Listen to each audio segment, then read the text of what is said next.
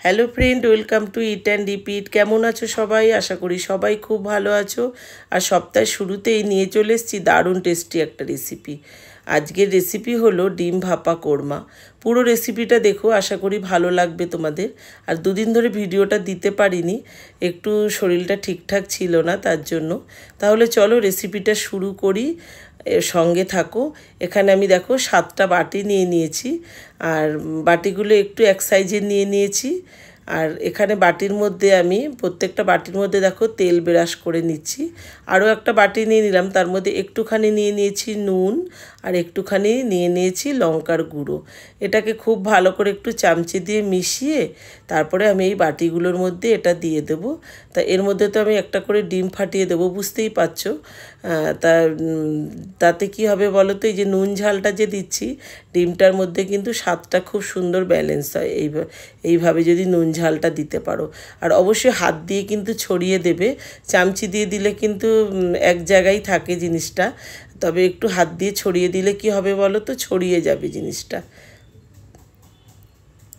এবার দেখো আমি একটা করে ডিম ফাটিয়ে এর মধ্যে দিয়ে দিচ্ছি।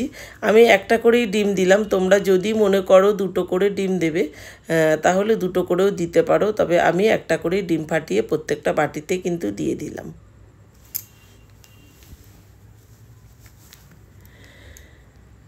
এখানে আমি একটা কড়াই বসিয়ে দিয়েছি, তার মধ্যে এক বাটি জল দিয়ে দিলাম।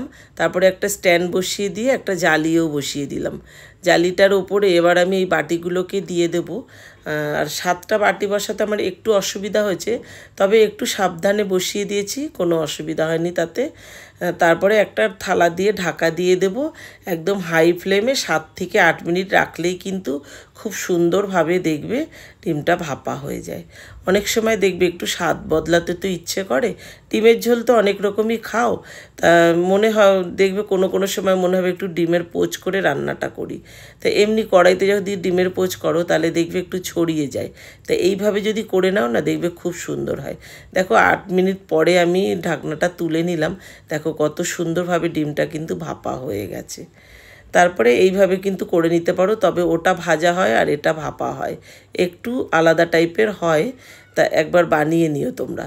তারপরে দেখো এবার এইভাবে বাটির থেকে আমি চামচি দিয়ে খুব সহজেই, কিন্তু দেখতেই পাচ্ছ একটুখানি চামচি লাগিয়েই কিন্তু একদম উঠে যাচ্ছে খুব সুন্দরভাবে।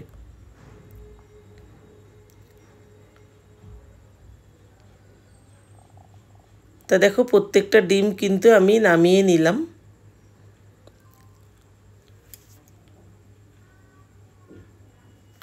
এবার একটা মশলা বানিয়ে নেব গ্রেভিটা বানানোর জন্য। এখানে আমি 2 চামচি মতন টক দই নিয়ে নিলাম, আর এখানে দিয়ে দেবো একদম বড় চামচের 1 চামচি দিয়ে দিয়েছি সাদা তিল, আর দিয়ে দিলাম একটু মুঠি ভরে চিনে বাদাম। তোমরা চাইলে কাজু বাদামও দিতে পারো, তবে আমার কাছে কাজু বাদাম নেই, আমি চিনে বাদামটাই আছে বলে আমি সেটা দিয়েই করলাম। কাজু বাদাম দিলে কিন্তু আরও টেস্টি হবে। আর একটু মানে হাফ চামচির থেকেও কম দিয়ে দিয়েছি জিরের গুঁড়ো, আর হাফ চামচি দিলাম ধনে গুঁড়ো। ব্যাস আর কিছুই দিইনি ওর মধ্যে। এখানে সাদা তেল দিয়ে দিলাম পেঁয়াজ বাটা। আর পেঁয়াজ বাটাটা রেখেছিলাম যেই বাটিটার মধ্যে লঙ্কার গুঁড়ো নুনটা রেখেছি, তাই সেই বাটিটার মধ্যে, তার জন্য একটু লঙ্কার গুঁড়োটা এর মধ্যে থেকে গেছে। তা না হলে কি হতো বলো তো, লঙ্কার গুঁড়োটা ফেলে দিতে হতো, ওটা আর কোথায় রাখতাম, তাই জন্য আমি দিয়ে দিলাম। তা একটু এটা কষে মানে পেঁয়াজটা একটু ভাজা ভাজা হলেই দিয়ে দিয়েছি আমি এখানে রসুন বাটা আর কাঁচা লঙ্কা বাটা 1.5 চামচি মতন। তারপরে এটা একটু কষিয়ে নিয়ে তারপরে দিয়ে দিলাম স্বাদ মতন নুন, আর স্বাদটাকে ব্যালেন্স করার জন্য নিয়ে নিলাম 1 চামচি চিনি। তা চিনিটা তোমরা চাইলে স্কিপ করতে পারো, তবে টক দই দেবো তো তার জন্য একটু চিনি দিলাম, তাতে কিন্তু স্বাদটা খুব সুন্দর ব্যালেন্স হয়। তা পেঁয়াজ রসুনটা যখন দেখবে একটু ভাজা ভাজা হয়ে যাবে, গন্ধতেই বুঝতে পারবে যে কষে এসছে, তখন আমি এই যে মশলাটা দিয়ে দিলাম। আর অবশ্যই গ্যাসের ফ্লেমটা কিন্তু একদম লোতে রাখবে, একটু বাড়িয়ে দিলে কিন্তু লেগে যেতে পারে। দেখতেই পাচ্ছ কড়াইতে আমার একটু লেগে গেছে। তা যাই হোক, একদম লো ফ্লেমে রেখে একটু কাসুরি মেথিও দিয়ে দিয়ে দেবে। তারপরে ভালো করে একটু কষিয়ে এই যে দিয়ে দিলাম মিক্সিং জারটা ধুয়ে জল। তা জলটা একদমই কম দেবে, একটু কম দিলেই রান্নাটা কিন্তু বেশি ভালো হয়। তা যেই একটু ঝোলটা ফুটে উঠবে তখনই এই যে ডিমগুলোকে আমি দিয়ে দিলাম। আর তোমরা যদি চাও ডিমগুলোকে ভেজে নিতে এইভাবে ভেজেও নিতে পারো, তবে আমি ডিম ভাপা কোরমা যেহেতু বানাচ্ছি তার জন্য কিন্তু আমি এটা ভাজা করিনি। তো এদিকে দেখো রান্নাটা কিন্তু আমার হয়ে গেল। খুব তাড়াতাড়ি কিন্তু রান্নাটা হয় বন্ধুরা। যদি খুব চটজলদি করতে চাও তাহলে কিন্তু এই রান্নাটা অবশ্যই ট্রাই করতে পারো।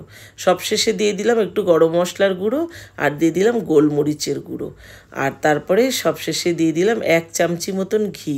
ব্যাস, এবার কিন্তু রান্নাটা আমার হয়ে গেল। তাহলে চলো এবার প্লেটিং করি।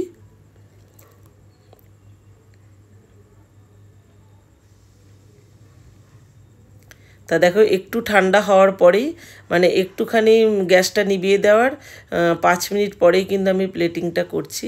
আর দেখো কতটা সুন্দর লাগছে দেখতে। আর যদি তোমাদের রেসিপিটা ভালো লাগে প্লিজ বন্ধুরা লাইক শেয়ার করে দিও, চ্যানেলটাকে অবশ্যই সাবস্ক্রাইব করে দিও। আর কেমন লাগলো রেসিপিটা অবশ্যই তোমরা একবার কমেন্টে জানিও।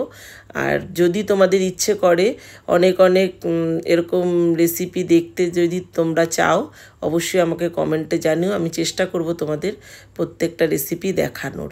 তাহলে কেমন লাগলো রেসিপিটা অবশ্যই কমেন্টে জানিও, বাড়িতে কিন্তু অবশ্যই বানিও। তাহলে চলো বন্ধুরা আজ আসি, সবাই ভালো থেকো, সুস্থ থেকো, সাবধানে থেকো। আবার আসবো এরকম অনেক অনেক নতুন নতুন রেসিপি নিয়ে। আর যদি তোমাদের ভালো লাগে অবশ্যই কমেন্টে জানিও, তাহলে আমার ভিডিও দেওয়ার উৎসাহটা আরও সুন্দর করে বাড়ে। তাহলে চলো আজ আসি, সবাই ভালো থেকো, সুস্থ থেকো।